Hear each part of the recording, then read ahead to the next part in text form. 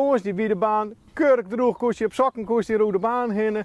Juist er weer een buitje van. Maar goed, dan wie de boppers te laag, wie gewoon een beetje wierd. En ja, van de morgen komen we hier om 6 uur komen we hier bij de baan. En het is, nou, de zafvolle wetter hier is net voorspeld. Wie 15 mm is er vallen. Ja. Helaas. Ja, jammer. Met hem het net. Nee. Voor de tweede keer dit seizoen had de autocross in Kolm het evenement Autism. Dit vanwege de protterijn. Voor de organisatie een grote domper. Wij hebben 3 wedstrijden in het hier.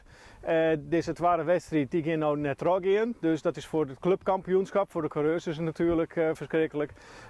Voor de club is het financieel natuurlijk. We missen een hele prot inkomen. En we hebben wel het loon, de kosten van het loon. Dus dat hebben we wel. Maar vooral voor de fans vinden we het heel schande.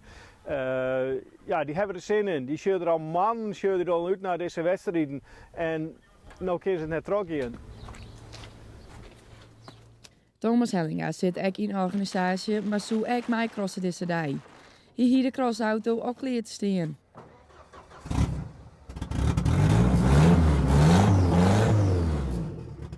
Ja, dat is heel jammer. We hebben drukke voorbereiding, hebben we gewoon organisatie en natuurlijk de auto met kleden. Maar ja, het mocht helaas net. De tweede keer voor ons. Vorige keer hadden we wel rijden, maar moesten helaas voor de finales aflassen. En juist de trein lag er perfect bij. We hebben alles van elkaar, maar van de nacht of van middag hebben we 15 mm gewoon en dat ging net matten. Dit seizoen heeft er al een hele prut wedstrijden ben al last. Ik van andere organisaties, wat heel jammer weer. Dit is gewoon ja, een pech hier, om het samen te stellen. Krijgt als in 2011 hebben we gewoon een hele wierd hier. En ja, we hebben één ding hebben we net in de hand. En dat is het waar.